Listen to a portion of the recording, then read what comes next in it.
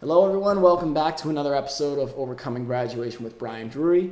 Today, my guest will be a good friend of mine, James, and he is the co-owner of the Jiu Jitsu gym that I used to practice Jiu Jitsu at. He and his wife, Alex, are co-owners of this gym. It's out in Appleton, Wisconsin. It's called the Fox Valley Grappling Club. Anyone who is anywhere near it should get their butts over there if you want some real training and some expert coaching, because these guys are phenomenal. So, James, man, thank you so much for being on the show today. Thanks for having me on the show. Of course, dude. It's one of those things that I love to hear. Well, one, I'm excited to hear your story because I don't know if I know as much as we're going to get into today. But two, I also, like we were talking about before the call, love the way that you and Alex coach, the way that you guys teach discipline and control over anger and aggression, which I think is a common misconception that people will sometimes apply to mixed martial arts and jiu-jitsu. So Absolutely.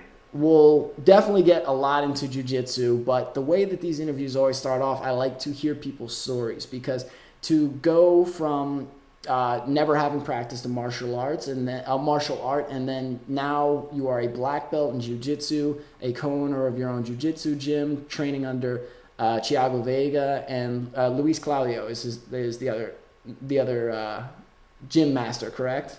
Correct. Okay, yeah, Luiz Claudio. Okay, so it's something that I think a lot of people. I actually interviewed a UFC fighter for one of my earlier interviews, and it's one of those things where I think people may have a passion for this, a passion for the competitive nature of fighting, and want to learn more about it, or want to maybe open their own gym, but maybe afraid to start. So I thought you would be a fantastic person to interview. So what I'd like to start with is, when you graduated college, what were you studying? What did you come out with? And what were kind of your first steps out of school? Maybe what were your feelings as well, leaving school and stepping out into the real world?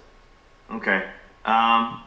I'll take you back to the college days themselves before I graduated, and let you know that I got a degree in fine art, not a graphic design degree or anything that would be even remotely marketable.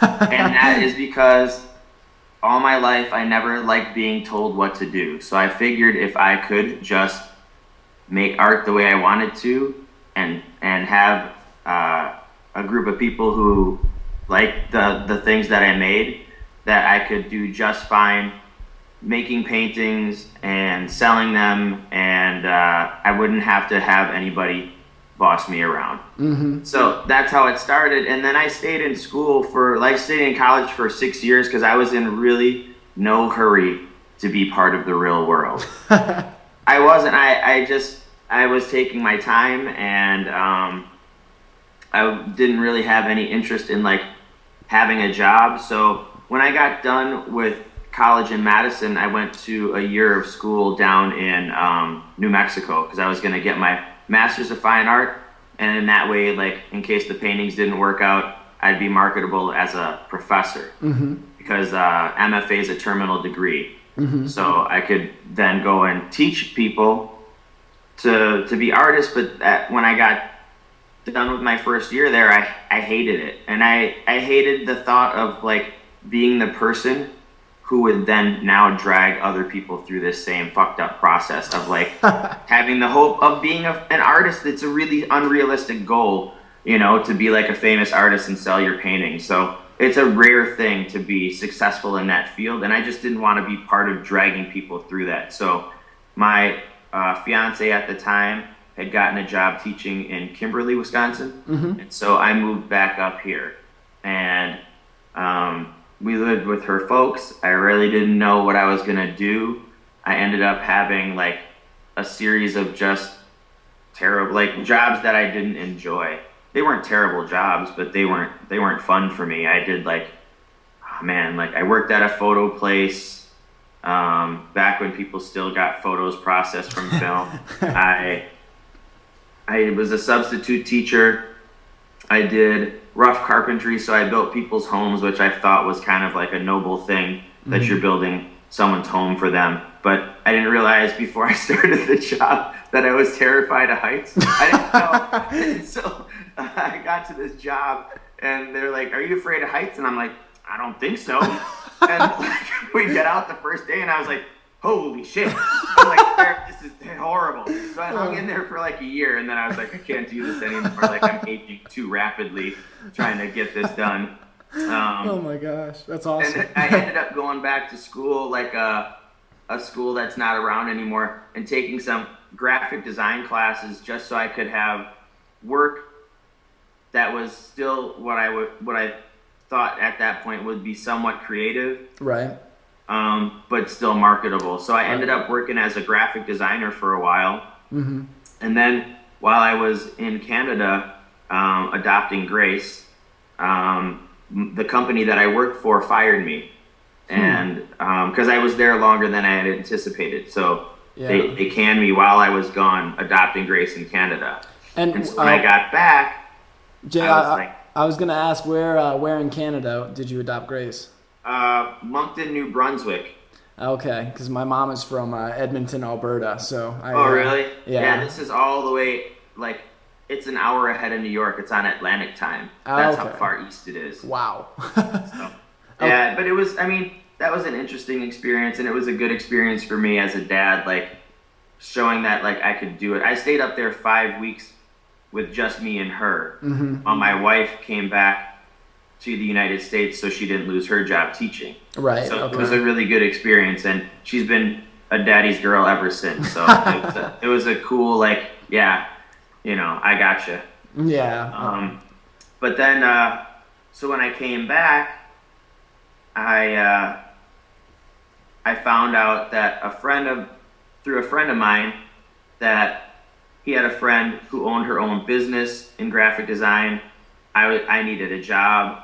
I contacted Holly, and Holly said, "Oh, I'm actually selling my business."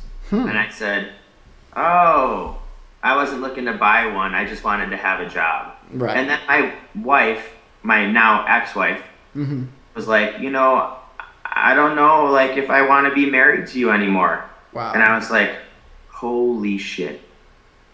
I'm going to buy this business. Like, I thought, okay, if I have this business, I can make my own hours, and I can take care of my kid, and no one can say that I'm being a bad dad. Right. And that's basically how I came to own my own business in the first place, the first business, which I didn't know how to run. Like owning the Fox Valley Grappling Club now with Alex, it was helpful to have that failure under me, because it gave me kind of like a taste for, like, how things can go bad, and, like, what you need to do to keep progressing as a business owner. And it taught me, like, several skills on, like, marketing myself. So and I bought that business with the help of my dad. And the first year I owned it, KC was one of my clients, and I lost him because they didn't want to do business with me with Holly gone. Okay. So I took over a business, and then after the first 5 months that I owned it, now I'm owning my own home, because I'm not living with my ex-wife. I'm a single dad. I own my own business, and I lost 75% of it in the first 5 months. Wow. Jeez. And I mean, I can only imagine the feelings, because it's like you said, part of what you were doing was, you're like, okay, I'm going to step up. I'm going to dive into this business. I can be a better dad because I can manage my own hours. But from what I've heard, and from what I'm hearing from you, and what I've heard from many people on this show, is that the idea of owning a business and actually doing it are two very different things. So can you talk a little bit about, like, what were some of the things that you didn't expect that you wish you had known, for any of the listeners who are interested in starting their own business? Like, what were some of the key challenges, or just totally the things that came out of nowhere and really blindsided you? I think the things that got me are all personal things that I have shortcomings in. Like, I'm not an organized person. I'm not a highly organized person. So to have to, like, bill people and keep track of appointments and keep track of deadlines and all the things that go into a business, whether it's like making sure you show up at your office at the right time and leave at the right time, and get everything right in between, you know, it was tough on me that way. The other thing is, I was kind of misled into thinking, it's not that hard to run your own business, you know? But marketing, people talk about marketing all the time, you know, like you go out and get clients. But no one says, like, how do you go out and get clients? It's different for every business. And it makes it seem like it just happens. Like, you make a website and all of a sudden billions of people are at your door. Man, there's hundreds and millions of websites out there that people know nothing about. And, like, how do you get clients was a big learning experience for me. And I just realized that, you know, I thought I did all this studying in school so I'd never have to study again. Like, own your own business, and then you have to study on how to run a business, you know? Like, you just buy books and read articles, and it tells you, like, if you want to get clients and market yourself, these are the ways to do it, and these are the ways to do it. So, like, in the midst of all this, I started trying to read, like, give myself my own education on how to own and run a business. Yeah, I think that's a really interesting point you brought up, is that I think we all kind of have that feeling when we're coming out of college, like, all right, I've learned everything I need to know to do X, you know, whatever your major you've selected or whatever career or path you've chosen. It's kind of this false promise that we're given that, hey, once you've got this piece of paper, you'll know everything you need to do X. Nailed it. Right, That's my username and password for my email so I can start working for you, because it's going to be easy now. Exactly. I mean, it's crazy. Like, the jobs that I've gotten, like the graphic design jobs that I've gotten, even though I have an art background, extensive, I took a ton of classes for graphic design and stuff like that. When I got there, they had to teach me basically everything. Right. You know, you think, well, I got all these tools, I know what's going on, and you get in there and you're shell shocked at, like, how much you don't know.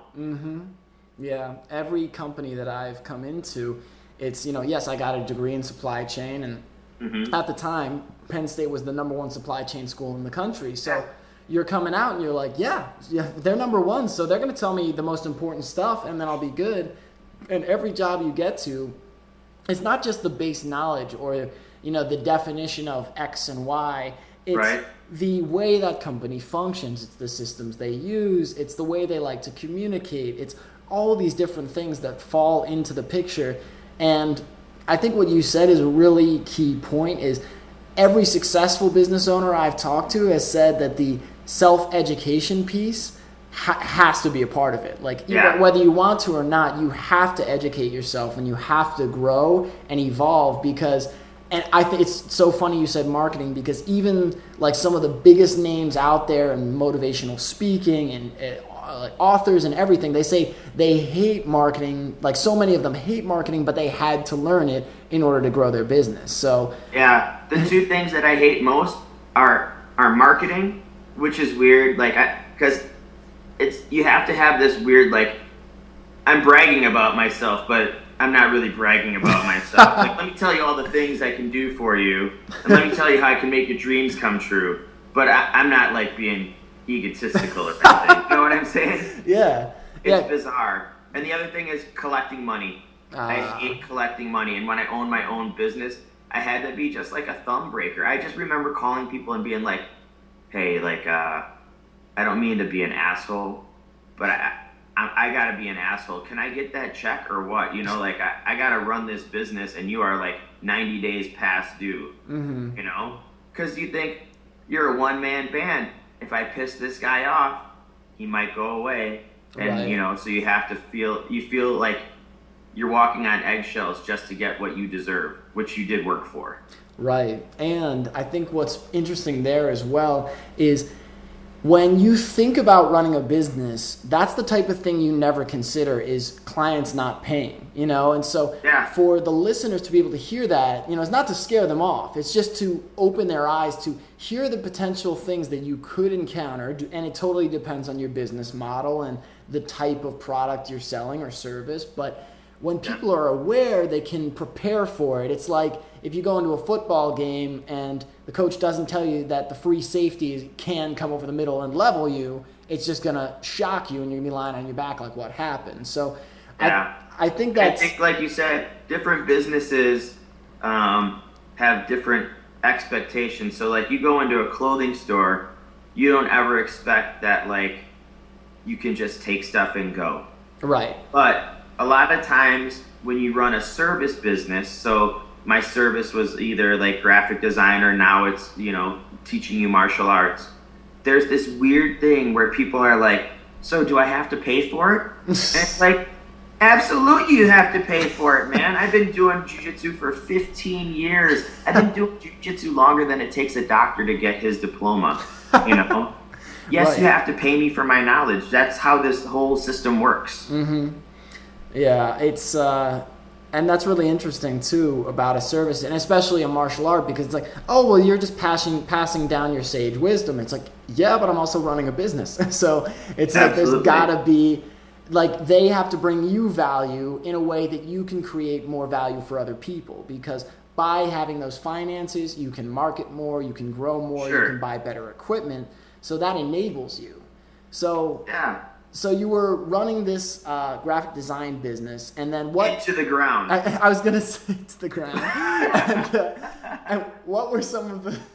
Oh, so how did that happen? Like, what happened where it just kind of hit the end, and you were like, all right, this has just got to stop.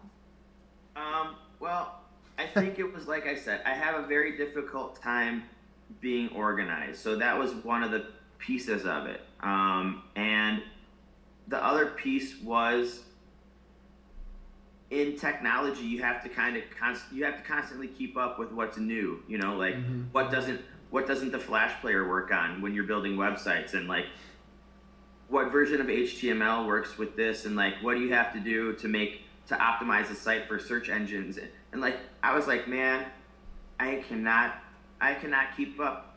Furthermore, I'm not interested in keeping up. Right. I was just like, the last straw was, I farmed out part of a job of making an e-commerce site, mm-hmm. and it was going really bad. And I'm not always the signs person, but I was like, holy shit, this is a sign. Like, I got to get out of here. Mm-hmm. But basically, like, I ended up having such bad stress that I was crapping blood. Oh my God. Wow. Because this site was going so bad, and it was like, it's hard to describe like how many levels of like people were involved, but like everything came back to me. So like the guy who set me up with the job, who really should have been heading all of it, was mm-hmm. just like, well, just talk to James. He's the tech guy. So, you know, I'll step out of your way. And it was really just him dodging a bullet because the shit was going wrong right. in a hurry. And so basically I got the site finished up. I relied heavily on this outsourcing that I did. He was amazing, just a great guy, and helped me through like the worst of it. And then when I got done, I was done. I was doing that while I was transitioning into running Fox Valley Grappling Club too. So like I was doing that and like coaching at the same time. So it was kind of like, this job, when it ends, is the last job. I can't do anymore, just for my own health, you know, mental health and physical health. Yeah, and that's another point that I think is another consistency with entrepreneurs, is that you hear so many people say, it's like, all right, I thought this was going to be lucrative, or I thought this would make me money quick, but you mm-hmm. can tell when people weren't passionate about it. And then when the passion isn't there, I think this is so critical, and I'm so glad you brought it up, is when the passion isn't there, especially for an entrepreneurial endeavor that is entirely on your shoulders, then you don't have the real, like, just kind of the innate drive to learn more, to grow with it, to stay on top of the industry trends, like you said, and especially something with technology that changes every 10 seconds. So I think that's so key for the listeners, just to bring them in for a second, is when you are looking at what your entrepreneurial endeavor, what business you want to start, it is a great thing to look at. I mean, if you want to be your own boss, it is a great goal to have, but keep in mind, don't be looking for a quick buck, and don't be looking for an easy way out, because those things really don't exist. It's about hard work, commitment, and dedication. And even, I'm sure, like I know once we get into James's story about the Jiu Jitsu gym, which is much more his passion, it still is hard. It still takes a lot of work and growth. But the difference is, and I mean, I've seen James, I've worked with James, I've seen him coach, I see the passion in his eyes when he teaches this stuff. So learning jiu-jitsu is not like a chore like learning the new HTML language was, but it still takes hard work, and there's still days where you're just like, I kind of want to take it easy, but it's a responsibility. Totally. So, all right, so you were training people on the side, you were starting Fox Valley Grappling Club, and now you transitioned out. And so what did that feel like? So let me just say to the listeners, since you brought them in. Yes. Listeners, don't mistake desperation for passion. You know, like if the sole goal is to just make money, it's never gonna work. Wow. Yeah. It'll only work. It'll work for a little while until hope steals all of your soul from you, and you end up like so angry that you're like, I'm never gonna do that again. Mm-hmm. I love that, man, because I think it's so. I remember in college, I was like, I want to start a business. I want to be my own boss. I want to do all these own things. But I was looking, I would see like Pet Rock and Snuggie, and I would be like, man, how can I just make something quick and easy like that so I can make $1 million and just relax? And it's like, well, even if I did that, I wouldn't value it as much. I wouldn't appreciate the results of the labor. But at the same time, it's like, that doesn't happen frequently, and it's like, and you wouldn't want to build your life around that. You want to build your life around something that you can grow, that you want to do your whole life. Because I think a lot of people think they want $1 million and to do nothing and just chill on a beach all day and travel, but that gets old very quickly. It's like anything, which is human nature. We can very quickly get old unless we're finding the new and exciting things in our lives. So. True, and the Snuggies and the Pet Rocks and those stories are well known because there's such an exception. Exactly. For every Snuggie and Pet Rock, there's got to be tens of thousands of other ideas that have gone by the wayside that just as easily could have caught on but didn't. Right, and you know what I think is a huge thing too is, although, a lot of people bought them, how much value a Pet Rock or a Snuggie brings you is so minimal compared to like what you and Alex do every day for me when I was there for your students. Like, you guys change lives doing what you do. You give people confidence. You help them de-stress. And so I don't care how many Snuggies those guys sold. I know what you guys do makes a tremendously greater difference in people's lives. So for the listeners, when you're considering what your business is and what impact you want to have on the world, if you want to make a rock with googly eyes that sits on somebody's desk, great. But if you truly want to impact people, if you want to touch them, if you want to empower them, it takes a sense of responsibility, and you really have to own it. And it's not always going to be easy. So I love this stuff, James. This is I love the desperation for passion thing, because I think that's a really easy mistake to make. Is like, oh yeah, I can be passionate about that. I can be passionate about that to make money, and then people find themselves miserable so quickly. Yeah, they have a similar level of intensity, desperation, and passion. So that, like, when you're looking to make the money, you can easily confuse the two. Wow, I love that, dude. That's great. So tell me about the transition. So, all right, you let go of this other business, the graphic design thing. You completed that last project and you let go. So now you're diving fully into Fox Valley Grappling Club. And just for the listeners, quick pause. You can find out more information about this gym at foxvalleygrapplingclub.com.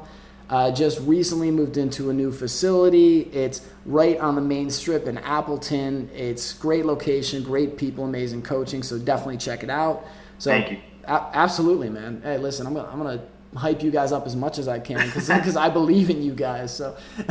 So you started training there, and can you talk to the listeners a bit about what was the difference in how you felt day to day and when you were doing your job now? Sure. So I'll take you back a little bit further, just to give a little backstory so you can cue the wavy lines in your head going back or transitioning back. But when my my dad was a basketball coach and like a high school baseball coach and basketball coach since before I was born. And so I grew up in a household where like the first pictures of like me and my brother playing are me and my brother like playing sports. So like basketball and baseball and football and stuff like that. And so when I was a kid, I didn't know I was going to end up being 5'5", right? Like I didn't understand genetics. I look at my dad, he's like 5'5", my mom's like 4'11". I have no idea that basketball is not in my future, you know? So I had this dream always of like being a professional athlete. I went to some open tryouts for the Brewers, and because they open them up every year, and I didn't obviously ever make playing the Brewers or anything like that. But I always thought, man, that is such an awesome thing. Like, what a life to be able to play a game and people just basically like chuck money at you. My dad ended up working for the Bucks eventually as their video coordinator, so I actually got to see like that kind of lifestyle up close, and it is pretty goddamn cool, I gotta say. You know, like to be able to play a sport and travel around the world and meet all those people and stuff like that, to have fun and get paid for it is pretty cool. So I was sick of my job, and Alex was going through some ups and downs with the job that she had. We had this conversation where I said, well, you know, like if you don't have this job, like what's your dream job? Like just spit it out, whatever, even if it sounds super crazy. And she's like, that I don't even know what my dream job is. And I said, I know what mine is. Mine is to do jiu-jitsu and get paid for it, right? And so oddly enough, like 2 months later, this opportunity to own the gym comes up, and I look at Alex and I was like, should we just do this or what? Like, should we, like, we both have to do it together. As I learned from running my other business, I am not very organized, and Alex is very organized. So it was like the yin and the yang coming together to like be like a good owner of this gym. And we just kind of decided we were just going to jump in and head first and give it our best shot. And so I had that horror story that finished my graphic design career and started coaching at Fox Valley Grappling Club. And it was odd because we had bought it from a guy that I had trained with.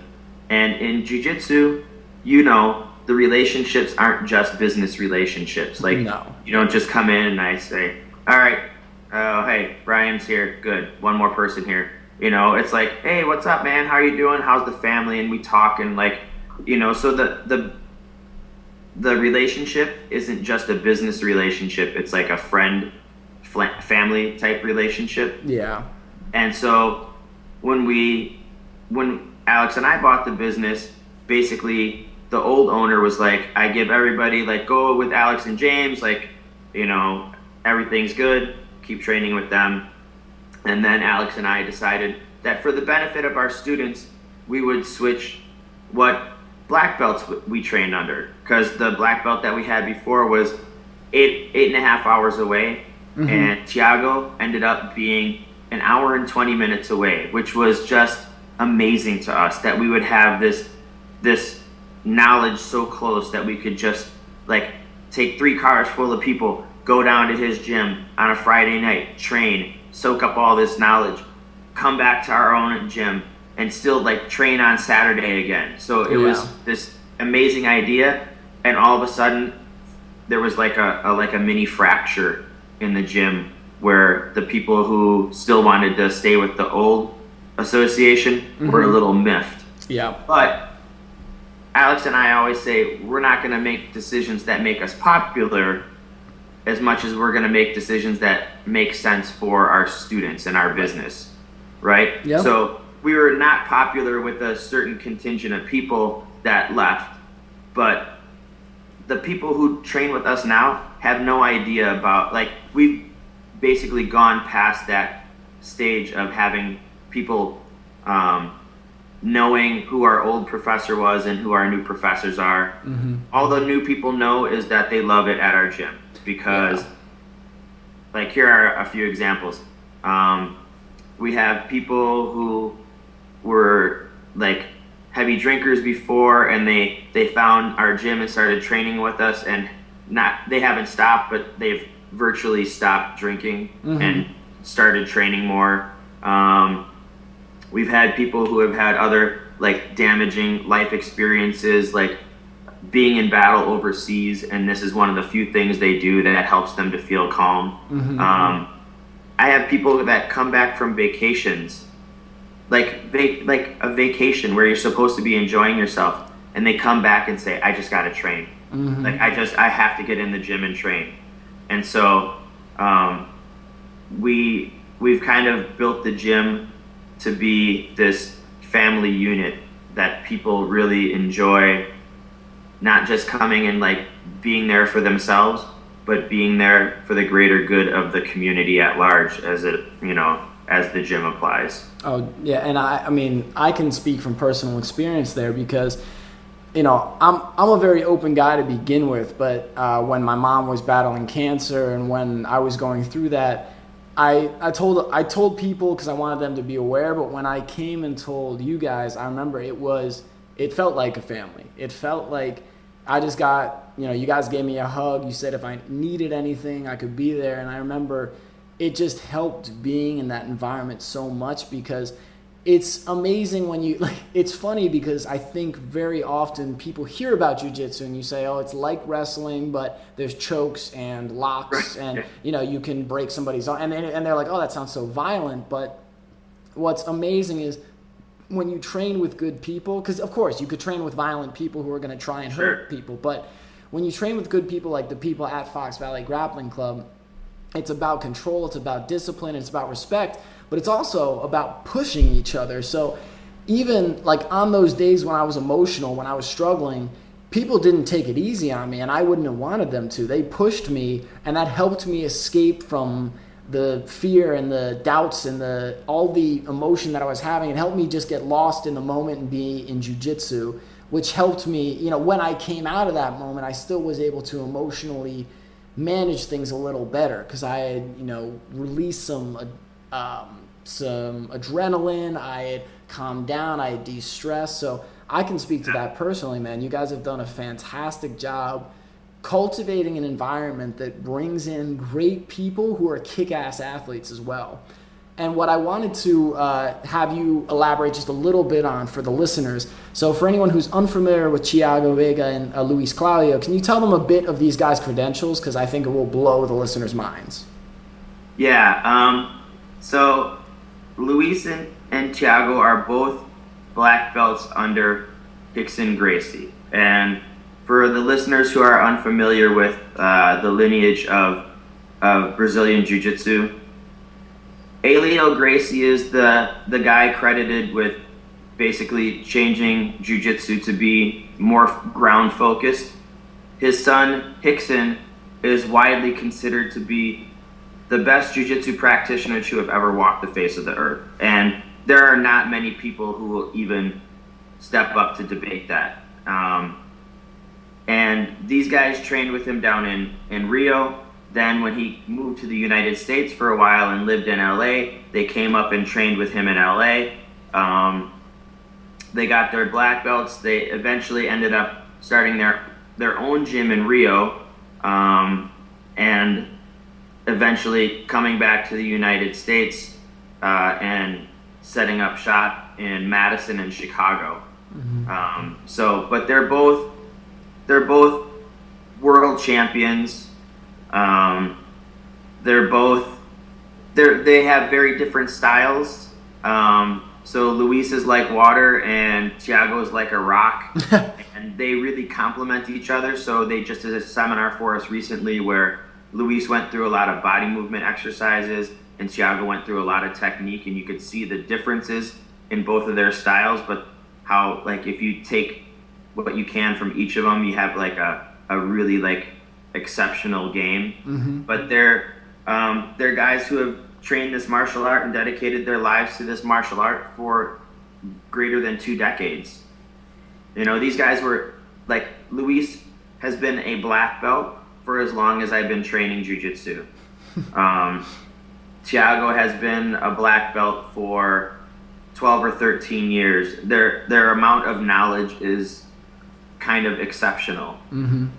So that's their background, and like champions and coaches of champions, and coached by the best to ever walk the face of the earth. Yeah, and just the fact that you have that in such close proximity, it's like, yeah, a lot of people could be like, oh, well, business decision, you've got a closer, decent coach. It's like, no, these guys are some of the best in the world at what they do, and they're closer. And you have two guys with very different styles that, if you learn from both, can complement each other extremely well. So it's like, as far as a business decision goes, that's probably the best move you guys could have made. I mean, it was virtually a no-brainer. The hardest part was just breaking up with our because, dude, it's like I know that sometimes when someone leaves our gym and goes to train somewhere else, that like maybe it doesn't fit in their schedule, or like it does, like personalities don't jive with each other and stuff like that. I'm always like, oh man, that's a bummer. So I can't imagine like 60 people like being taken away from you at once. So it was a tough call, but it was the right call.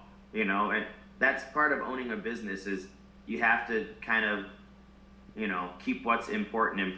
It was important for us to have knowledge close by. Yep. So we decided that that's the way we were going to do it, and we weren't gonna regret, the disappointment that our former coach felt, because, that's just what was best for like everybody in general. Right. It was the right decision for you guys, for your business.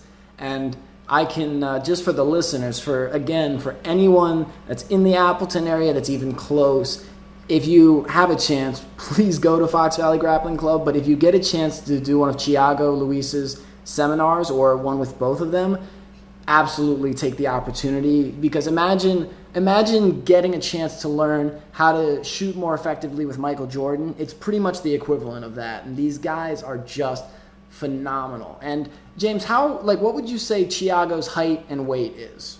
Thiago is probably about 5'4" and 150 pounds when he's not competing, and 139 pounds when he is competing. So he's small. Luiz is about the same height, and he's always at about 140 pounds. Yeah, he's always lean.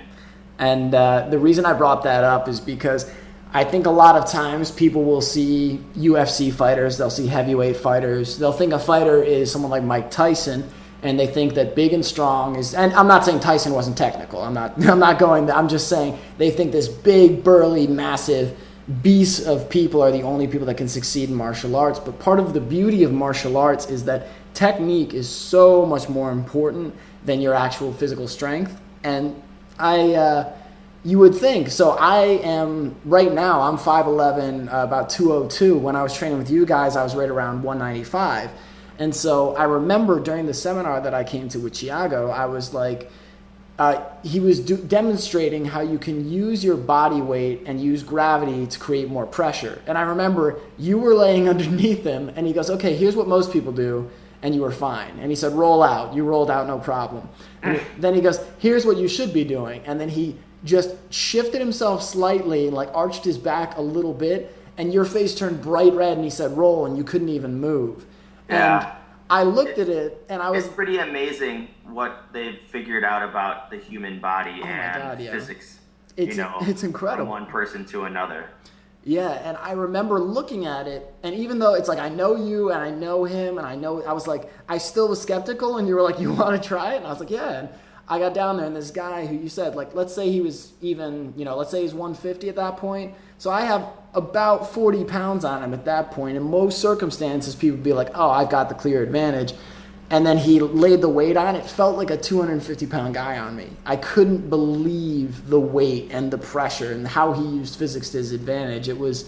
I think that's a misconception people have. They think martial arts is this brute force, and in some cases it is, but in this it was science. It was just knowing exactly where to put the pressure and how to adjust it. So absolutely like fascinating. So I wanted people to understand where you guys are coming from and who are the people that you guys are training with, because they're just absolutely world class. Yeah. And so one thing I wanted to get into a bit. So we've talked a bit about growing a business and the challenges you face, but also how this business has evolved. You moved from the original location to the new location. So what would you say, I know we touched on some of them a little bit, but what would you say are some of people's biggest misconceptions when it comes to jiu-jitsu and what it's all about?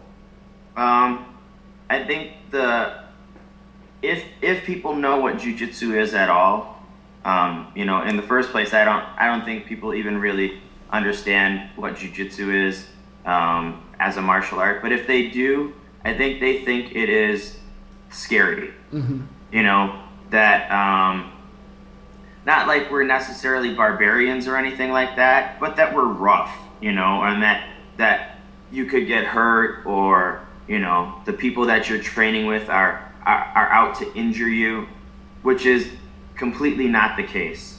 As you've alluded to several times in the podcast, that basically there's a huge level of trust in jiu-jitsu. So for the listeners who don't know what being submitted is, it's basically like the martial arts version of saying uncle.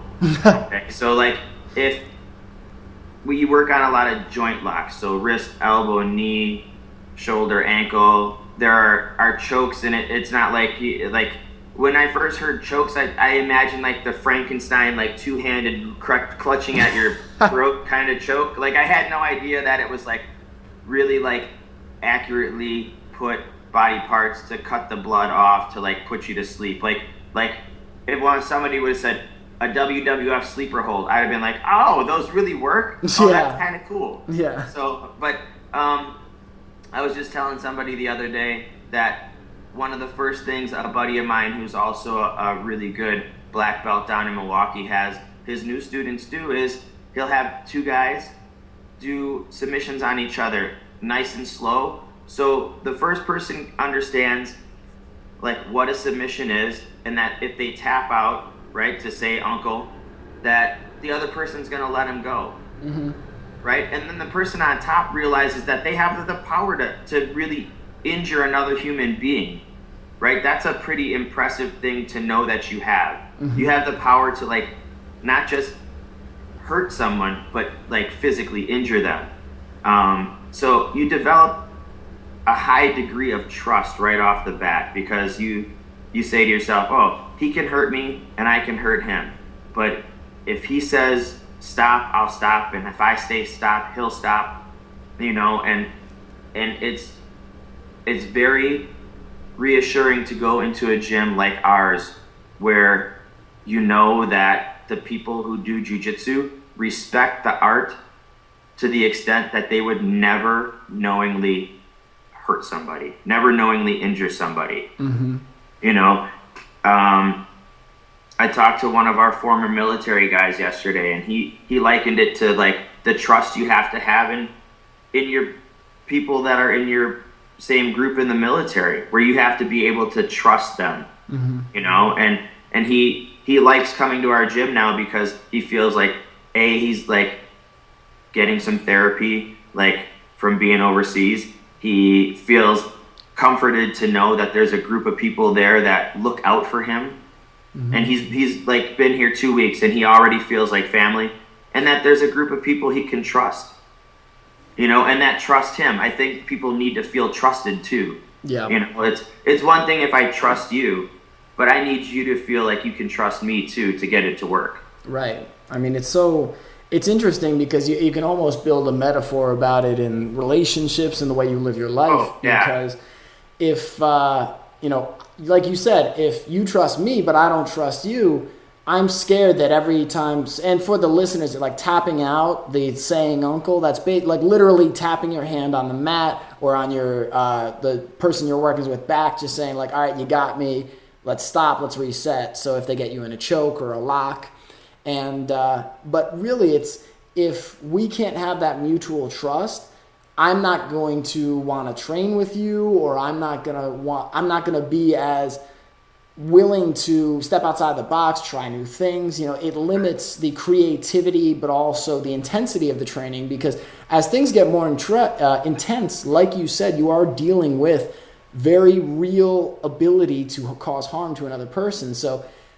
for listeners, any type of leg lock with ankles or knees can be very dangerous, because if somebody goes a little too far, you can seriously damage someone's leg. So if you don't trust that partner to stop the second they feel the tap, or that you say tap or whatever, then it's not going to be the same level of training that you should be getting. So yeah, absolutely. There's a stagnation of progression when it comes to that, because if you feel like you can't trust me, you're going to be less willing to perform your jiu-jitsu. Mm-hmm. And I'm not going to have an opportunity to display my jiu-jitsu. Mm-hmm. So we're just going to be sitting at the same level for a long time. Thankfully, in our gym, we don't have that issue, because from the top down, from me and Alex down, we run the hooligans out. Yeah. There's two kinds of people who join jiu-jitsu. The kind of person who comes, because everybody gets their ass kicked. Yes. But the person who comes in and gets their ass kicked and they say, man, that really sucked, I'm never doing that again. Mm-hmm. And the person who gets their ass kicked and says, oh my God, I got to learn how to do that. Stop it. And what else do you guys have for me? And those are the people that are going to be there for a long time, where they're like, oh my God. It's like they've seen a magic trick and they're like, oh my God, show me how to do that magic trick. And then you show them. And unlike a magic trick, when you know how it happens, you're like, it's up his sleeve. When you learn jiu-jitsu magic tricks, you're like, I got to show this to somebody. And then your friends are going home with burns from their collars going, yeah, dude, and everybody's all happy and smiley with little purple marks on their neck. And, I'm so sore. That was awesome. I can't tell you how many times I went into the office after collar choke days, and they're like, ooh, Brian, is that a hickey? And I'm like, what girl leaves a 4-inch long straight line hickey? I was like, I don't even know how you would do that, but I'm dating several lampreys at the same time. So it's going pretty well. It's getting pretty serious. But got options. But really, it's like, what I loved what you said there is about the two different types of people that join. And what I think for everybody, because a lot of times people just go, oh, it's just men. Men have this animalistic desire to fight or whatever. Girls get it too. I know there are some excellent fighters and jiu-jitsu practitioners at your gym, and it's amazing. And I've had my ass handed to me by Alex and by several girls at the gym. And guys, I mean, if you have any doubt, look at Ronda Rousey in the UFC. If you have any doubt, just look at her and girls are badass. So yeah, no doubt. But it's one of those things where I think a lot of people. So some people will go for self-defense, and some people will go for a sport. Some people will go for a physical challenge. Others will go because they want to hurt other people, and that's where you can run into a problem. And what's really interesting is, I'm sure you hear it all the time running a gym. You're sitting at the bar, you're watching a UFC fight, and you got these two guys, and they see, Shane Carwin run in there and start throwing elbows at this guy and just pounding him into the ground. And they're like, God, I'd love to do UFC. I would love to do that. And it's like, I always talk to people. I'm like, you wouldn't love that. What you want to do is be able to dominate somebody or kick somebody's ass if they said the wrong thing to you. What most people don't realize is, if you want to be a fighter, to get to that level, how many years and how many thousands of punches and kicks you have to take to get there. Yeah. I can say honestly, when I first joined your guys' gym, you guys did originally did the free month, and you could try any class, which I really appreciated. Yeah. And one night I was like, all right, you know what? I'll try the full UFC class. I tried the Muay Thai classes, loved them. I tried Jiu Jitsu, loved it. Did the conditioning, great. And I was like, let me try the full, not UFC, the mixed martial arts class, so the full shebang. And that was when Jake was still at the gym, and he was. And for the listeners, you can get why James is laughing. So Jake had he had trained for the Olympics for wrestling prior, had been, I mean, a stellar wrestler throughout his life. And he was one spot, I don't know if you know this, he was one spot away from being the Olympic alternate. So he finished third. So there's the guy who finishes first who gets to go. The guy who finishes second. So if the guy who finished first gets hurt, he's the alternate. And Jake finished one spot outside of that. Oh, I did not know that. And for the listeners, you can imagine how this story is going to finish. But so the class, so it started off with drills. And so I'm like, okay, I can handle this. And then we didn't even do full sparring, which thank God, because it would have been even worse. But we just did this drill where the coach had me clasp on in the clinch, which is where you're basically standing and you're holding each other, like, sounds kind of romantic, holding each other really close. But a struggle snuggle. Yes, exactly. A struggle snuggle. And see, this is why I love training with them, because there's all that you're laughing and you're talking about these crazy intense things. But so you're holding somebody in close to try and get positioned for a throw or to throw elbows or knees. And so my job was just to hold him and not let him go, because if I let him go, he would be able to throw punches. So I'd hold him for about 2 seconds.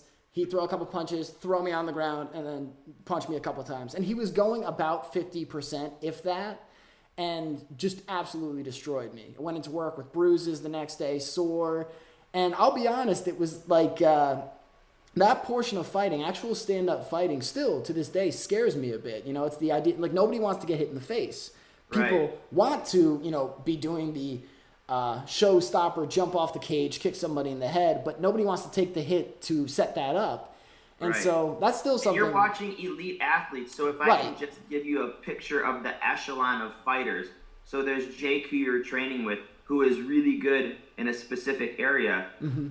But has actually lost an amateur MMA fight, where you think this guy is going to dominate everybody every time he gets a chance. He's actually lost an MMA fight at the amateur level. Right. So then you have, like, the guys who are better than that at the pro level. Mm-hmm. But you have, like, different echelons of pros where they're, like, journeyman pros and guys who are pretty good, guys who do great at, like, the, like, almost like what would be like collegiate level, like one step below the UFC. Then there are the guys in the UFC who are at the bottom part of the UFC, the middle contenders, and then the guys who are at the top. I mean, it's a lot of degrees away from Jake to get to, like, George St. Pierre, And so these guys who are mowing down on wings and on their 8th beer going, dude, so, like, you know what I'd do if I was in there? I'm like, yeah, you get pounded, man. You get yeah, I know exactly what you'd do in there. If you didn't wet yourself by the time you heard the metal of the door shut, 15 seconds later, you'd be a heap. That's how it goes, man. A lot of these guys pick this now because they want to do MMA. Like John Jones, his brothers are both, like, professional football players, or one's at, like, a pro basketball and one's pro football. I don't know. Yeah. But, like, the stock of this family is crazy high for, athletic ability. Mm-hmm. And John Jones happens to pick MMA as his, like, outlet for athletic activity. It's not like these guys are just, stumbling into the cage. Exactly. It's not like they're, like, throwing back a 6-pack and being like, oh, let's fight. Yeah. And that's another piece is that, like, it's like when I remember we used to have Giants season tickets for the New York Giants when I was growing up, and we'd be standing there in the stands, and you'd have this 300-pound construction worker, and he'd go, you know what? If I was down there, I would have just run him over. It's like no, Tony, you wouldn't. You would be on the sideline with the oxygen canister, and I think. I remember talking about, when Thiago did his seminar. So again, guys, Thiago, world-class, world champion. Like, this is one of those guys. So, but in this particular discipline, and he's also fought in mixed martial arts and done very well there as well. So, so he's covering everything. But when he talked about discipline and commitment, like, it was so inspiring. And I would love to get a speech from him right now. But but he just talked about. He said, when I commit to something, if there's something I want, I go after it with all the intensity I have in my body. And so to give you an idea, just a glimpse of the level of commitment, when he was competing in Brazil when he was younger, and correct me if I'm wrong, James, but he talked about waking up, biking several miles to the beach, doing a workout at the beach, training jiu-jitsu for a couple hours, like biking to the jiu-jitsu gym, training jiu-jitsu, biking to the gym, lifting, biking back to the jiu-jitsu gym, and then going home and doing whatever else he had to do. And the thing is, if you clock in all his hours, like it was like their lives were basically train, eat, sleep. Yep. Right. And then in Rio, for a lot of them, chase the ladies. But but like for the jiu-jitsu part, like if you added all his hours together of training in a day, and this is hard training. This is not like This is not like let's stretch. Let's take it easy. Like no. 10 hours a day. And or biking to the beach. So running up and down the beach, doing sprints and stuff like that. They would often like find a mountain to run up, like the hills of the mountain. Mm-hmm. They'd eat breakfast, and then they'd go to the gym to like do judo. Mm-hmm. Right, and then they'd have like a session in there that wasn't as intense, where they said they would. I forget. I think the term they use is cleaning each other's game, like basically like shoring up positions and working on details and stuff, and then like have lunch, and then like a hard training session, and then maybe go home and relax for a little bit, which Thiago couldn't do. His trainer would have to say, you need to, like, you gotta go. And he would say, you have to go. And Thiago was like, man, I can go more. And he's like, no, you should leave. And then they come back at night to teach like 2 or 3 classes and train in 2 or 3 classes in a row and not leave the gym. A lot of times, and this I've heard from lots of different Brazilian guys, they wouldn't leave the gym until like midnight. Wow. Get home, like shower up, go to eat, go to sleep, and get up at 6:30 in the morning again the next day and start it all over again. Yeah, I remember in his seminar at one point, he said, guys, I love Coca-Cola. He said, it's one of my favorite things in the world. He goes, I'll have it whenever I can. But when he's training, he'll allow himself one, maybe once a month, he said. And I was like, talking about the levels that were, the different levels that we're at, I was just blown away because I love Coke too. And I'm like, you know what? I've been drinking too much. I've been having 2 a day at work or whatever to keep myself going. And then I'm like, I'm going to cut it down to 3 a week. And he's like, yeah, once a month, because what I'm doing matters so much more to me than that temporary satisfaction, And I thought that was just so inspiring. But again, for the listeners, so you may hear that and go, okay, 10 hours, but doing a sport, and I'm in good shape, so I could try 1 jiu-jitsu class, try 1 Muay Thai class, especially if you've never done it before. I can almost guarantee that by the end of warm-ups, you will be like, holy shit, is this for real? Yeah. And these classes generally last about an hour. So you'll do, in most schools I've been to, it's 15 minutes of warm-up. You'll do maybe a half hour of technique and then 15 minutes of what they call rolling, which is live action. And but trust me, guys, 10 hours of that, it's like all these other professional athletes. People say they want the glory. They want to be out there shooting the winning three-pointer. We're watching March Madness now.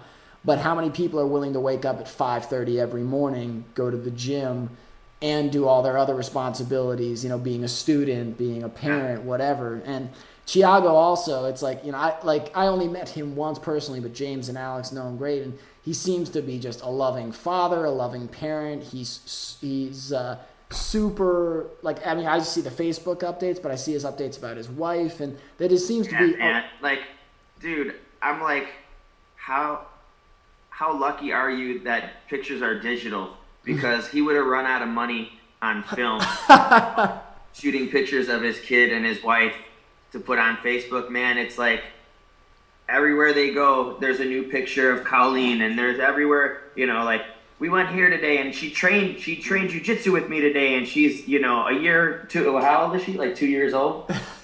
It's crazy. So yeah, he's dedicated to what he does. That's for sure, and as a dad, he is just smitten. He is, I don't know how he's as a dad who has an 11-year-old girl and gets worked over and wrapped around her finger sometimes. And Thiago's like 5 times worse, dude. I don't know how he's gonna make it through like the high school years. She's just gonna have him. I don't know. Dude, he's in for a long ride because he is so smitten with her. could you imagine? Like, I've had some scary dads I of wouldn't want to be the girlfriends. boyfriend. Could you imagine? Like, yeah. What does your dad do? Oh, he's a world champion in Brazilian Jiu Jitsu and in MMA. And he's known for having a short temper with people that hurt me. So, just keep that in mind. For your first date, whoever is picking you up picks you up at the gym. She's like, why? I was like, you'll understand when you're older. Yeah, don't worry about it, Grace. Just let Daddy worry about that. And for the list, well, I was gonna say for the listeners, there's some big scary dudes at their gym. So all you need to do is get a young, teenage guy who thinks he's hot shit to walk in there, and somebody just go, hey, just get on the mat for a second before you used to go on your date. Like he'll respect her. He'll be real careful. But one thing I wanted to hit as well was a lot of times what I hear people say, I'd love to pursue my passion, but I wouldn't be able to support my family. I wouldn't be a good husband or provider or whatever. I wouldn't be able to make the money that I should. Thiago is a world champion at it. And it's like he has found ways to do what he loves, to make the money he needs to live the life he wants, and obviously is just head over heels about his wife and his daughter and shares that love with them. I've seen James and Alex co-owning this gym, and through all the struggles, their love is obviously just so tremendous for each other, for Grace, and they're doing what they love, and they're finding ways to make it work. They're growing the gym, and all the time I spent with them, we just saw more and more people coming in, more and more people spreading the word. So don't for a second believe that what you do can't give you the life or the sustenance that you need to make it through. Doesn't mean it will be easy, but if you want it bad enough, you're willing to work and commit, you can make anything happen. Yeah. So I have this coffee cup on my desk at home, like sitting right next to the computer, and it's got one of my favorite quotes on it. And it says, "What would you attempt to do if you knew you could not fail?" The quote is from an unknown source, but the thing is, you can come up with lots of excuses. Like one of the main things I hear from people who are thinking about training jiu-jitsu is, well, when I get in shape, then I'll come and train jiu-jitsu, which is just a way of saying I'm never going to come in and train, because it's always going to be something, that you can always put a barricade in your way if you want to, like people who are afraid of commitment in like a romantic relationship have a list of like 50 different things that they want in a partner.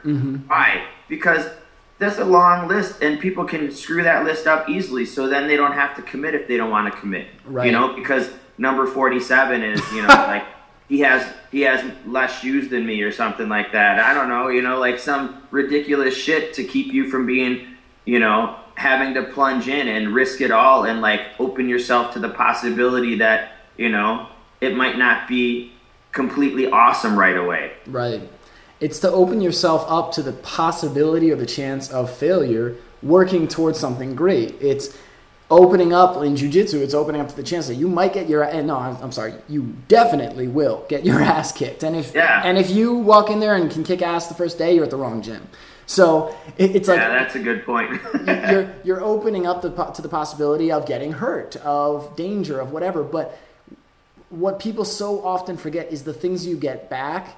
When I trained there, I was in some of the best shape of my life. I had the lowest blood pressure, which you might think is contradictory, but you learn to regulate your breathing. You learn to control your breathing in literally high pressure circumstances where someone is trying to choke you out and you go breathe, relax because you need to be clear. But it also is a metaphor for life because you learn about how to think clearly, zone in, and focus in moments of sheer panic and chaos in your life. Absolutely. It's amazing, but that's what I've always found because I did karate when I was very young and trained under a guy named Vincent Marchetti who flies around. He gets flown around the country to train Navy SEALs like in jiu-jitsu and various other arts. The guy's incredible, but I remember just that peace of mind, but also it's like the self-defense portion or defending the people I love. It's like if something did go down, I at least know something. I'm not totally, totally out of my element. And that actually brings me to another point is I wanted to get your opinion on is I think so often when people see jiu-jitsu or they hear about it, they'll say, well, it's just a bunch of guys rolling around like wrestling. That doesn't really apply in the streets, or how does that apply in a real fight? Could you talk a little bit to that point of what people might be misconceiving when they're saying, it's not going to help me in the streets or a street fight? I think, well, first of all, I do think it'll help you in a street fight. Any kind of if you, not even the physical part of it, right? So you take jiu-jitsu and you gain confidence. I think it's a phenomenal martial art for females who feel like maybe that physically they don't have the capacity to defend themselves. Mm-hmm. Which changes a ton when you get into jiu-jitsu and you realize that it's based predominantly on leverage and not on physical strength. Right. That you can use this martial art to defend yourself. That being said, if you're taking jiu-jitsu as a form of self-defense, then you're going to focus on the self-defense aspects of it. If you're taking it because you want to get in shape, you're going to bust your butt and roll every match as hard as you can to make sure that your stamina is good and that you're getting in shape and you're burning calories. If you do it for sport, you're going to focus on the sport aspect of it. You can get out of it just about anything that you need to get out of it. Mm-hmm. I'm sure you see all the time the debates about self-defense versus sport jiu-jitsu and can you believe this celebrity is a purple belt and it's all these people worrying about stuff that has nothing to do with them. Right. Yeah. If I go into the gym to lift weights and I look over at you and you're putting up sets of 250. Mm-hmm.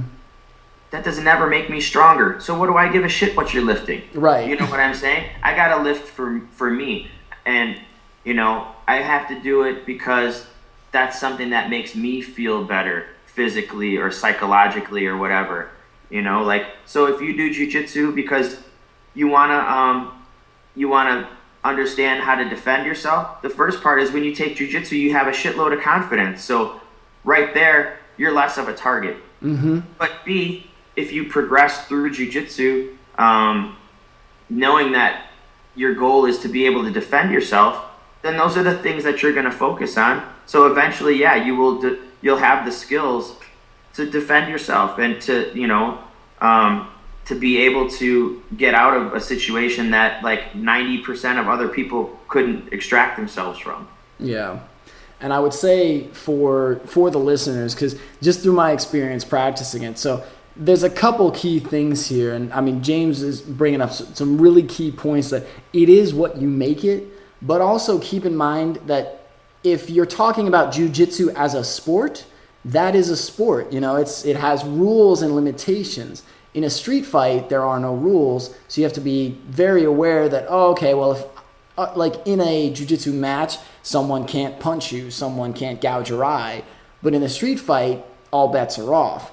So by learning any martial art, yes, you can learn certain ways. You can learn to punch, you can learn to kick, you can learn to do jiu-jitsu and protect yourself. But keep in mind that if you're training for a sport, that's not how it's going to be in a street fight or in the real world. But that being said, if someone comes at you and you throw them onto the ground, most people in a street fight would kind of be like, okay, you know what? This guy knows some things that I didn't know about. Maybe this isn't a good idea. Yeah. So it's just a matter. And I think what you said is really important to the idea of confidence, because I travel a lot for my job. I visit third world countries. I've been in Asia and Europe recently. And a lot of times when you're in these cities, people are looking for foreigners and they're looking for easy targets. They're looking for people who look lost, who are, like we were talking about before, letting their phones and wallets hang out. They're looking scared and nervous. Someone who's walking around with confidence, who is more self-aware, who is looking them in the eye, they're not going to waste their time on that person, because that person is presenting themselves in a way that says, okay, I could probably handle myself if you were to come towards me. So yeah, a bully doesn't wake up and go, let's see how I can challenge myself today. They go to pick on like the person who looks lost and confused and scared. You know what I'm saying? Yeah. That's the behavior of someone who is like an attacker. And I would say too, just for the listeners, from my personal experience, if anything, you think you hear these guys that'll say like, oh yeah, I train Jiu Jitsu, I train MMA. They've been going a couple weeks and they're just trying to sound badass. And it's like, so people go, oh, so you'd be like really good in a fight. If anything, the best teachers I've had, the people like James, like Alex, and other teachers in my life from other schools, have always said that the smart person avoids a fight. And absolutely, if anything, I have learned to respect the unknown so much more, because that whole thing we talked about before with, oh, well, he's a big guy, he's going to win in a fight. It is so wrong. Or that guy has big muscles and that guy's skinny. And like James, what's your height and weight? I'm 5'5", 150. So James is 5'5", 150. When I was training at that gym, I'm 5'11", and I was 195 at that point. So you might think, well, I've got a huge size advantage on him. I'm just going to be able to pummel him, or I'm just going to use my weight and throw him around. Threw me around like a rag doll every time. His wife, Alex, as well, threw me around like a rag doll. And so you think, oh, well, it's all about weight and strength. In fact, I think I even remember you saying, like, guys like James will say, I like the big, strong guys because you've got a lower center of gravity. You're able to get underneath them, upend them, and then all of a sudden they're on their back and don't know what to do. Yeah, it makes me feel pretty manly for being such a small guy to be able to chuck the guys around. But it's not about strength. It's not like I have the strength of an ant or something like that, where like I'm super strong for my size. It's basically just the knowledge of the technique and the implementation of the technique and the leverage. Dan, who is one of my main training partners, 182, 183 pounds, world champion for powerlifting. So he competed at 90 kilos. He can deadlift 750 pounds. He can squat 740 some pounds, and I don't know what his bench press is because it doesn't matter any once you lift that bench press doesn't matter. Yeah. Like when I do well against Dan, it's not because I outstrength him or outsize him, and he's a hell of an athlete. So it's not even like I'm quicker than him. Mm-hmm. Being smaller, he's faster than me. He's stronger than me. He's bigger than me. So when I do well against him, it's because of timing and leverage and knowledge of technique. Mm-hmm. So if that's not a pretty clear-cut case of like how effective jiu-jitsu is as a martial art, I'm not sure how to explain it any other way. This guy who can grab a metal bar with 750 pounds on it and lift it off the floor can basically put me in any position he wants. Mm-hmm. But since I know how to defend attacks, and I know more than he does for the time being, which is scary. I can stave off the attacks. I can beat him on timing and stuff like that. So it really boils down to the art itself, mm-hmm. and not strength and not size and not fear, sheer brute force or anything like that. Yeah, and I think what people will find is you think that if you just go faster and you rush and force things that your jiu-jitsu practice is going to go better. And guys like Thiago, guys like James, and Alex are all telling you that. I didn't say guys like Alex. I mean, guys like James, girls like Alex. Please don't choke me out. But you'll find that they tell you to slow down, that mentally you slow down, you slow your breathing, you calm yourself so that you're more clear and lucid in the moment. And for the listeners as well, so James mentioned Dan, and Dan was a guy that I trained with a lot while I was out in Wisconsin. And so he was the guy that I would train with when I wanted to get better, because I knew he would whoop my ass every single time. Mm-hmm. And when you would go in a 5-minute rolling session, a lot of times my goal was to just not get choked out. It wasn't to win or get some awesome choke on him, because I knew I wouldn't. I would try, but Dan was so good and so strong that he would, throw me out of it. He'd slip me, flip me in some position, and then all of a sudden I'm totally, I'm getting choked out. I don't even know how. So like any practice in your life, if you're the best at what you do right now, you are not going to get any better continuing to beat people you're better than. The only way to get better. And that's why James trains with Thiago and Luiz, because these guys are so good that they force him to step up his level, and he can strive for that. And if you're not striving, you're not going to be improving. So Dan was a huge, huge help for me, and a man of very few words. But after he whooped my ass 12 times in a row, he'd be like, you're giving up your back too easy. And then we'd go again. Yeah. And, man, Dan, I've had him teaching a little bit lately because Alex is hurt, and I need a little hand with implementing some of our program and stuff like that. Mm-hmm.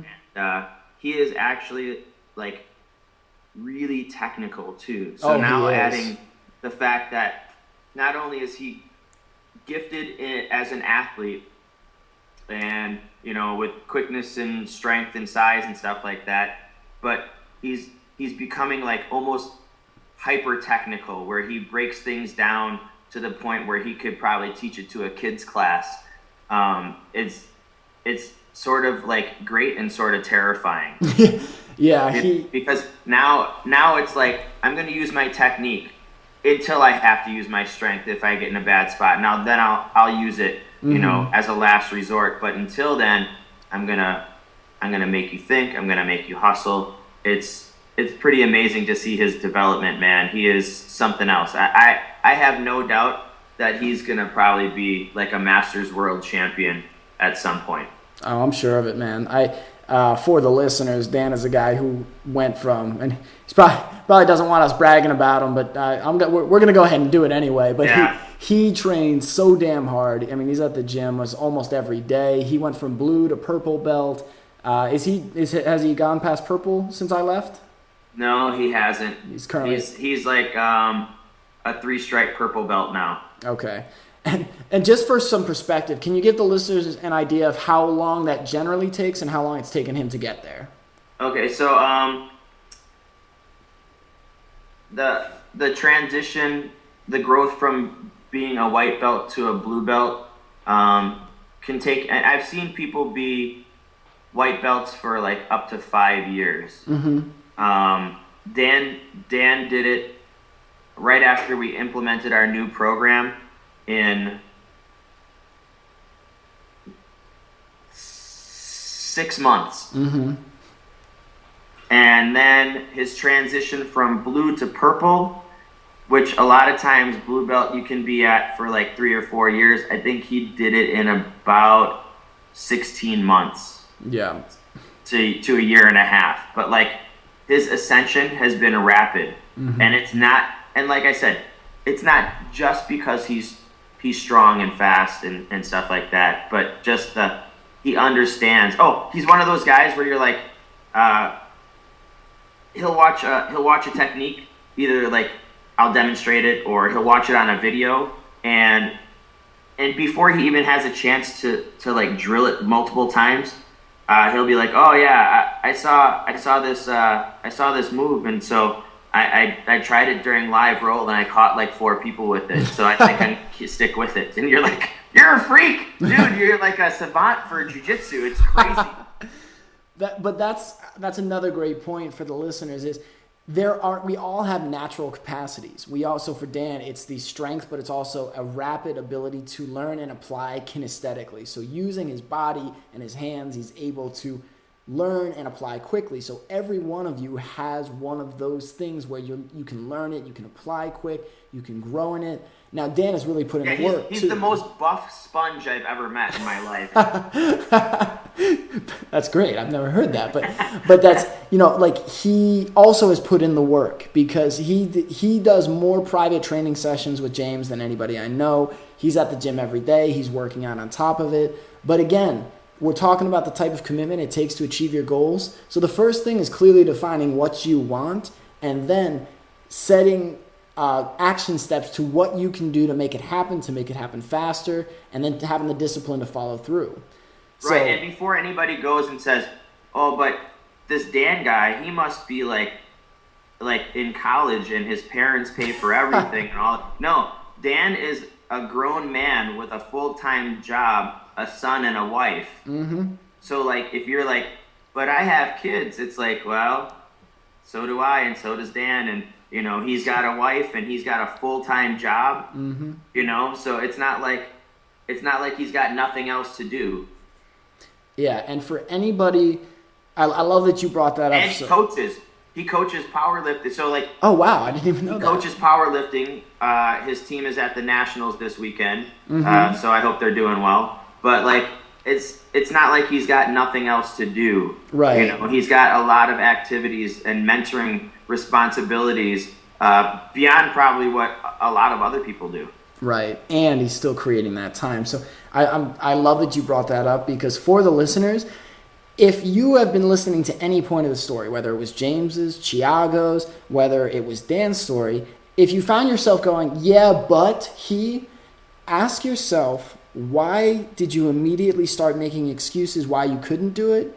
Why did you not instead start going, maybe I could? Why didn't, I'm just as guilty of this as anybody, that we have this mental negative dialogue that the second that you are ambitious, that you strike out, that you want to do something great or different or new, you go, I'd love to try Jiu Jitsu. Oh, but I don't really have the time. And but you run down this road and, that person probably has more natural athletic ability. They don't have kids. So if it's something that you truly want, there's always a way to make it happen. So just as a challenge for everyone listening after this episode, try to be more aware of your internal dialogue. And the next time that you have that intuition and that excitement in your heart that says, I would love to do blank, see what happens. And if your brain immediately starts looking for excuses, nip it in the bud and start looking for reasons why and steps you can take.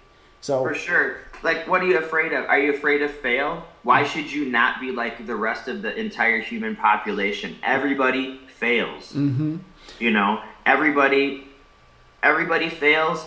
It's a matter of like sticking with it beyond failure. If I would have said to myself, well, owning a business isn't really in the cards for me, I'd never have the life that I have now. If I said, well, I ran my graphic design business into the ground, so I should never own another business again, then I would never have the business that I have now, which completely enriches my life and has given me a family outside of my immediate family. I mean, I wish that people could experience my life for a day and the amount of satisfaction that I gain from the people around me, from and I put my quote fingers in the air, my business, which is, building a family and a community of people who care about each other. I mean, we really give a shit about each other. It's amazing. Yeah. And I loved what you just said, because for the listeners, that is what it feels like. And that's what it will sound like when you step into your passion. You let go of the fear of failure and you step in and own your greatness, because you're gonna fail. In fact, some of the best entrepreneurs and athletes in the world say fail and fail faster, because the more you fail and then the more you look for the lesson in that failure, the better able you are to handle all of life's challenges. And Jiu Jitsu is a really perfect example, because if you get on the mat the first day and somebody chokes you out and you go, shit, well that sucked, I got choked out, I'm out, you're never gonna learn and grow. But if you go, wait, why did I get choked out? And how do you do that move? And how can I stop that move? And then all of a sudden, when you flip that around on somebody, you go, oh my God, I just did that. And it's this amazing just feeling of accomplishment and satisfaction in your ability to apply something in this intense physical art. It's really, really incredible. It's a transformative experience. I mean, you've gone from like not knowing to knowing. That's a huge step. Whether it's, like knowing your multiplication tables, which you will use for the rest of your life, children, or jiu-jitsu moves, to go from a space of not knowing to knowing is amazing. Yes, and it's the only way to grow in life. Like we talked about earlier, you think you're going to graduate college and you're done with learning. That would be a really fucking boring existence if you just stopped learning. That's part of the joy and the excitement. And honestly, I've had a rough couple weeks for me recently. I've been confused about stuff. I felt like I'm overworking myself, but I'm also not getting things done. I've had this really kind of back and forth. And if I didn't have these struggles, one, I would have nothing to talk about on these podcasts because I wouldn't be able to explain how I got out of those things, which I'm still working on. Like right now, I'm in it and I'm trying to figure it out. But it's figuring out how to move through these challenges in life. It's figuring out how to move on after losing your mom. It's figuring out how to take on a new challenge and embrace it that gives life meaning and purpose and then allows you to share. Because James, if you walked into jiu-jitsu the first day, kicked everyone's ass and went on to be world champion, you'd probably be a pretty shitty coach because you never had to struggle through and learn. But because you have challenged yourself, you put yourself up against people who are world champions, and you're open to learning, which means open to getting your ass kicked here and there, you've grown so much. You've become a black belt. You've stepped up in the ranks, and it's amazing. It's a transformative thing. And like you said, in jiu-jitsu, but in life, it's just so critical as well to embrace the unknown and strike out. Because when you step out of your comfort zone, one, you introduce yourself to abilities you never knew you had. And two, you'll find more joy and excitement and happiness. So for you, it took trying one business and not saying, well, business isn't for me. It said, okay, I'm going to try this next one that's more aligned with my passions. Let's see what happens. And now you're living this fully enriching experience where you just get to build a community and connect with more people. Absolutely. So, man, all right, this has been so much fun. I love doing these interviews, and your story has been great, and I love the messages you've given. So I always close out these interviews with one question, and it brings it all back to the overcoming graduation routine, the overcoming graduation message, because I think you've given young adults and kids all great messages to build on, to learn from here. But what I always ask people is, if you could go back and talk to yourself right at the point when you were graduating, what advice that you know now would you give to yourself back then? Wow. That's a really tough question because I've made so many dumb mistakes. You know what I'm saying? Like, I don't know if there's one jewel of advice that I could give myself to save myself such amazing pain in the butt. But I guess the main thing I would say to myself back then is know who you are. Like, really don't be afraid of the fact that, like, you're not a perfect human being, and you are, you've got great things about you and you've got bad things about you, but like, know who you are, I guess. It's not something that's instantly understood. It's that journey that you go on for your whole life where you're trying to figure out who you are and stuff. But like, to dig deep and try to figure out who you are, I guess, is the main advice I would give myself back then. Be honest with yourself. Mm-hmm. Yeah, it is. It's funny because it's one of those things I think we hear, but I don't think we can be reminded of it enough. And one of the most terrifying things I think we all experience is to look inward honestly, to look at ourselves honestly, to look in the mirror and be real with yourself about what you're thinking and feeling, and also what your goals and ambitions are. Because we have these fears, we have these preconceived notions. What is society going to think? What are my friends going to think? So what James said, guys, is so, so critical. It's to really know yourself takes time and it takes effort. If you just keep going through the motions and going out and drinking and just doing the same routine that you've had all your life, you're not going to gain a deeper understanding. Like jiu-jitsu, it takes time, it takes practice, it takes reflection, it may be meditation for you. but it takes time to get to know yourself. But doing that will be the most worthwhile journey you take, because that will lead you to the things you love, to the people that you're meant to connect with, and all of the experiences you're meant to have in life. So, James, man, this has been awesome. It's been so much fun. I'm glad it was really good to reconnect with you, man. I'm glad to hear your voice again. Yeah, I miss you guys. It's been just that piece of it, just reconnecting with old friends is so much fun for me. And so for all the listeners again, check out Fox Valley Grappling Club down in downtown Appleton, which I say downtown loosely. Right. But you can find out more about Fox Valley Grappling Club, their schedules, the trainers, and everything at foxvalleygrapplingclub.com. And James, are there any other places that people can go to find out more about FVGC? Your Facebook page as well. Our Facebook page, and my number is on our website. So if people don't find what they're looking for on the website, I'm always willing to talk to people and answer the questions that they might have about training and what we can do for them and stuff like that, if I'm not training or coaching at that time or being a dad. Yeah, guys, and so that's another great point. If you're considering it, even if you're not in the Appleton area and you just want to find out more from an experienced professional in this, reach out to James, because when someone who is a pro at this stuff is making themselves available to you, it is so, so critical for you to take that one step and make the call. If you're scared, if you want to try it, if you're uncertain, if you're curious about doing it professionally, because they coach semi-professional fighters as well. If you're curious about any of those things, reach out to him, because someone like James or Alex will help you get a realistic view of what you're getting into, but also will encourage you to give it a shot, because it might be the thing that changes your life forever in a way that is so great you never imagined it before. So, James, man, thank you so much. This has been fantastic, and I cannot wait to post this interview, dude. Thanks, man. It was good talking to you. I got a big smile on my face. Me too. All right, man. So I'm going to stop the recording. Stick around for a sec, because I want to talk to you a bit after we're done. But right. We'll close out the recording here, and thank you again so much. Thank you. You.